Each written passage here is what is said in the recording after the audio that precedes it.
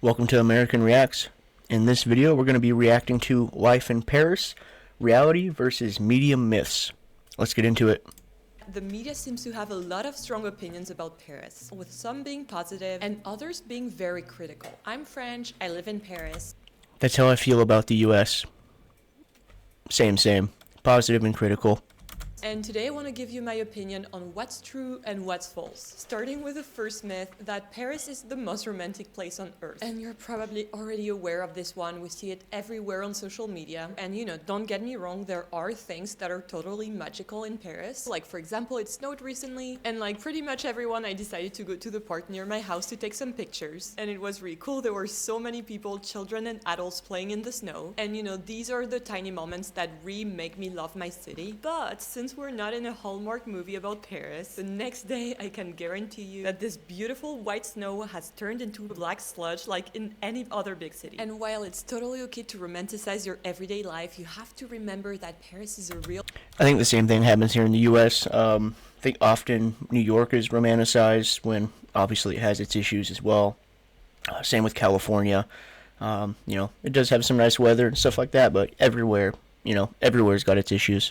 City with real people, so things are not gonna be always picture perfect. And if you can't handle the reality of a big city, the truth is that there's maybe better vacation options for you than going to a big city. Like, for example, go to the French Pavilion in Disney World instead of coming to Paris. And by the way, I used to be way more critical of this media myth in the past, but since then I've discovered the other media myths I'm gonna tell you about, and I have to say that they are way worse. Like, for example, our next one that I see all the time is that Paris is overrun by scams. And guys, breaking news, Paris is a very touristy city, and touristy cities... Again, I think this is just like any other big city. You're going to find this everywhere. This happens in Spain, Paris, the UK. It happens here in the US, our major cities. They're scammers. It's just a big city thing. Scams. And there are scams pretty much in every tourist area all around the world. Like, for example, in NYC, there's the fake monks and Times Square characters, and everyone knows not to engage with them. If you're Exactly from a big city, you'll most likely be fine. Paris is no different from any other big city around the world. But if you're from the countryside or a rich suburb, just Google most common scams before coming to Paris and just do not engage with them. Like, for example... Truthfully, I think in all Western countries or European countries, I think all the scams are about the same, to be honest. As far as I can tell from like travel videos and whatnot. If you go and play the cup game, which is a known scam all around the world, then don't be surprised if you lose your money. But as you'll see, making a Paris scam video is a sure way to get views, and I know that a lot of the content creators who make scam videos actually do engage with the scammers to try to get a reaction out of them. So here I feel that things are a bit blown out of proportion, and often those viral scams... Yeah, but in my opinion, right, like if there was no scammers there for them to engage with, they wouldn't be making the video in the first place.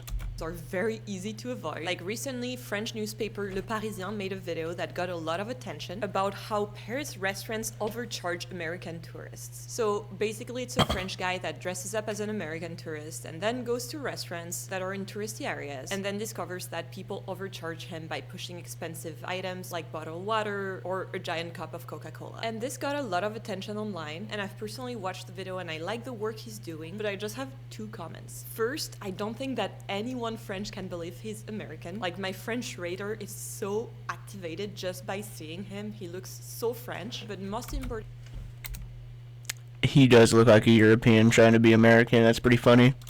is so activated just You put like a flannel on. Just by seeing him, he looks so French, but most importantly, he was only in touristy areas, not in local restaurants. And most people know better.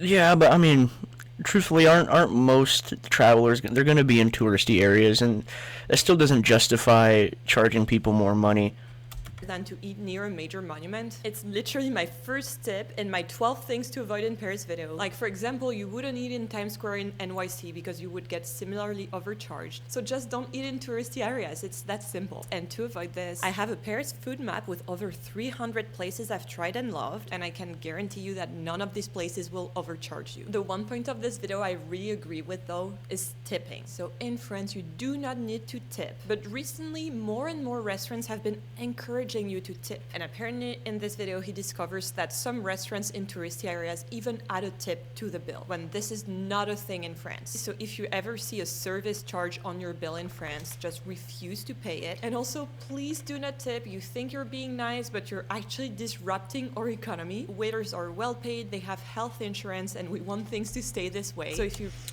Yeah, but I don't think tipping is going to affect that, especially if you hand them a little bit of, money to stick in their pocket. Tipping's not going to affect your economy if it's already set in stone with the social services.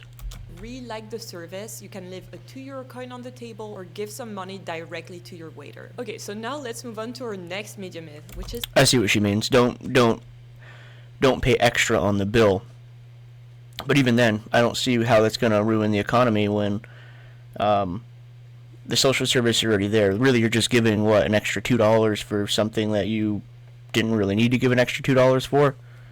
That Paris is very beautiful, and you'll see we're gonna alternate negative and positive media myths. And for this one, I want to say that it's true, but it's not the whole story. So when you think of living in Paris, you think of living in a place like this. So beautiful old building that's historical and that has a specific aesthetic. And most likely, if you move to Paris, you're gonna probably live in a place like this, because most people who live in Paris actually don't live in the city of Paris proper, but more in the suburbs. Just to give you an example, there's around 7 million people in the Paris area, and only 2 million of these live in Paris. So most people will probably end up in the burbs anyway. And if you end up living...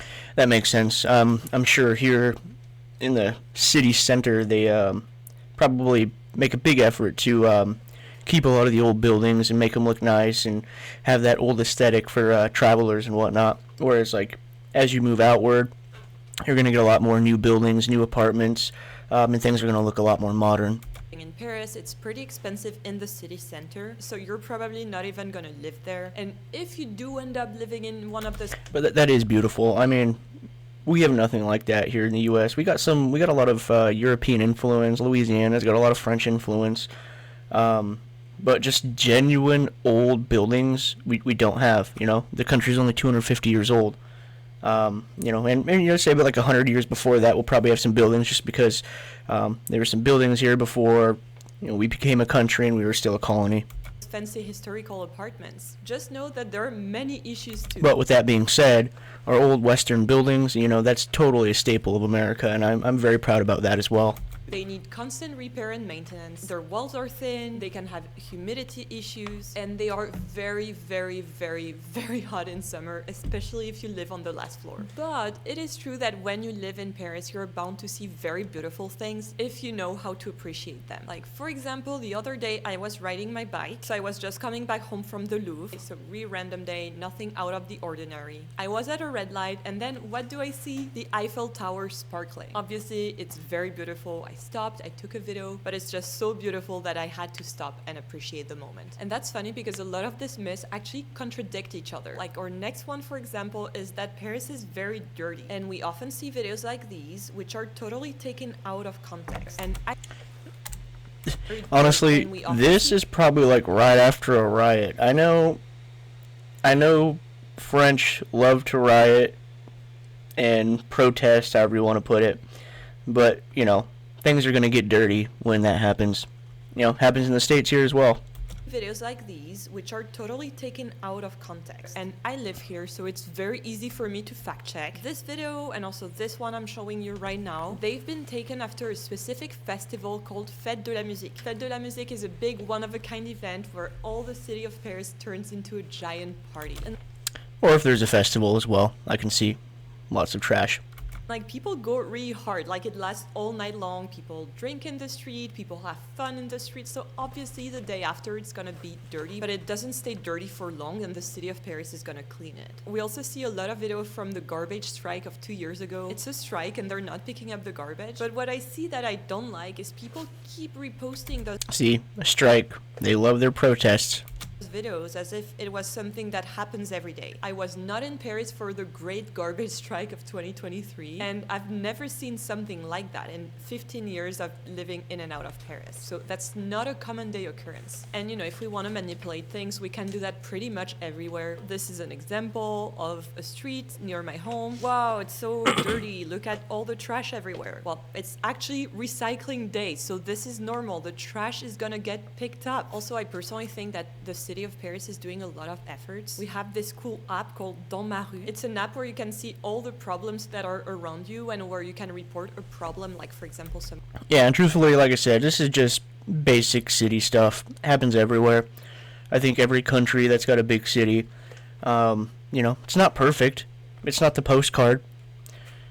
Graffiti, some trash in the street, something that's broken, and I've been pretty active there for these videos, and I can tell you things get solved pretty fast. If you follow an issue, they even send you an email with a before and after picture, which I love. And if you have a lot of these videos in your feed, you might have noticed that they have something in common that is very misleading. Every single time they go to working class areas like La Chapelle, Château Rouge, which is the African neighborhood, or Barbès, which is the North African neighborhood, after a market day. And I will not show you the videos doing this because I really dislike how much they cherry pick things. But just know that these people are actively trying to manipulate you. And how do I know these people are lying to you? First, I know these areas well because I worked in one of them for around a year. And also, I love food from different cultures. And I still regularly go there. Like La Chapelle, for example, has amazing Indian food. And Barbès has a great market that's one of the cheapest of Paris. And just to be clear, these are working class and multicultural areas. They are obviously not fancy, but as a reminder, France is a multicultural country, and you can't go to a multicultural area and then complain that there's people from that culture there. And also, that's not the only way we're getting manipulated.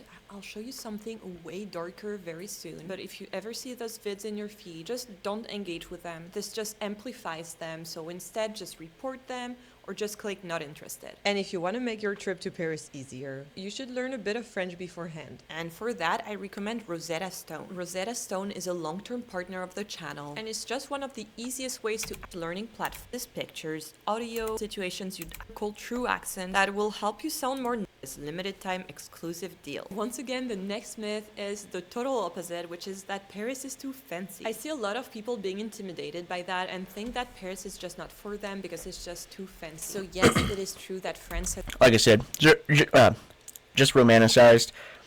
Happens here in the U.S. as well. You can, it's easy to get a nice little picture-perfect area and make it seem like that's the entire area. That's just not how it is. It's a big luxury. That's not how it is anywhere. There are specific areas where you can go and just like buy a bunch of expensive stuff. Like for example, this is Place Vendôme. This is where you can buy very expensive designer jewelry. It also was featured in the TV show Lupin. And while this exists, just know that everyday people simply don't shop there.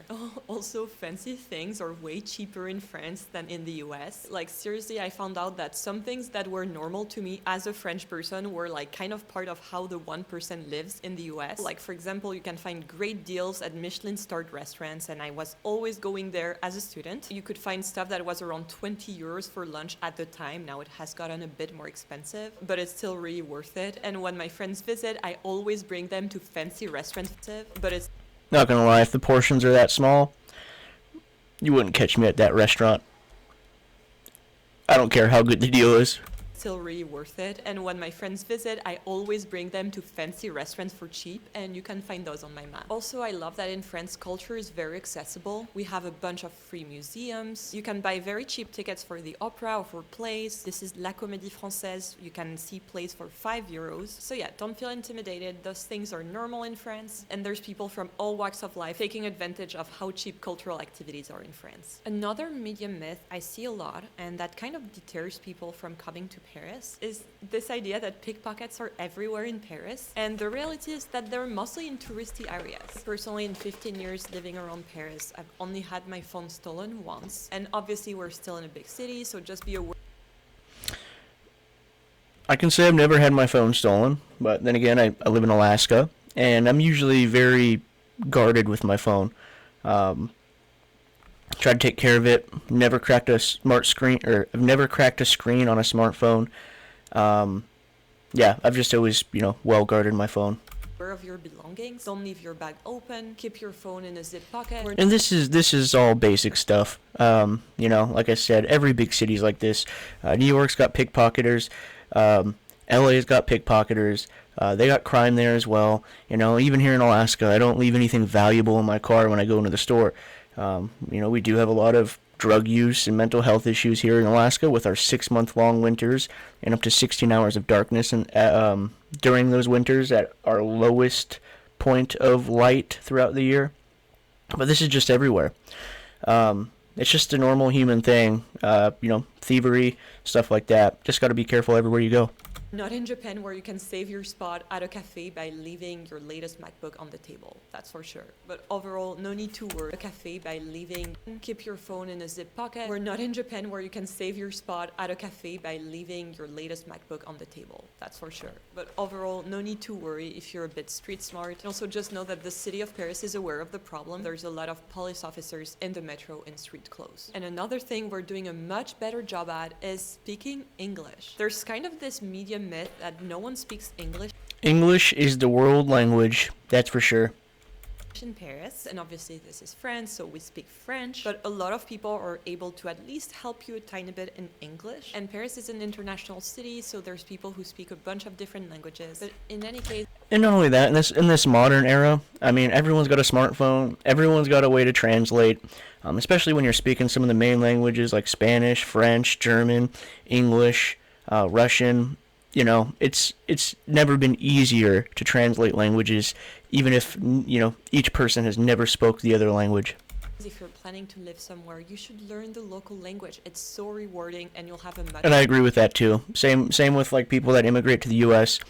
I think you should have to learn English. I think it should be a mandatory thing, in my personal opinion.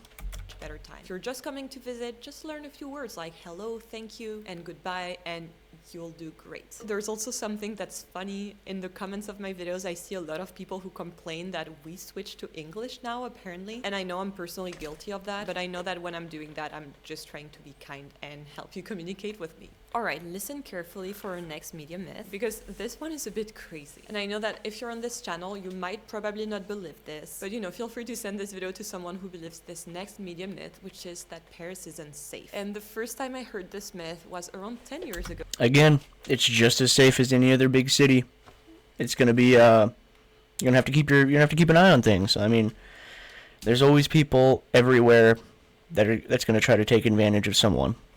At the time, I was an investment banking intern in the very chic 8th arrondissement, and that's when Fox News started talking about the no-go zones of Paris. If you don't know what they are, they're something that's totally fabricated. That's supposed to be an area where you shouldn't go because it's too dangerous. And at the time, I was actually living in one of these supposed no-go zones in the 10th arrondissement. And I can tell you firsthand that the main danger there is spending a little bit too much money at bars and restaurants because there's so many good ones there. But yeah, anyway, the city of Paris sued Fox News, who then issued a formal apology. And I personally forgot about it and just brushed it off to people being a bit silly until I saw that it had real-world consequences. I remember there was one of our colleagues from the UK who wrote to us asking if the city was safe and if it was okay to cross Parc Monceau at night. As a reminder, this is Parc Monceau. I don't know what to say, guys, but you can see it's a fancy part of town. So if you're afraid of this, you might as well never leave your home because it doesn't get better. So as a general reminder, there are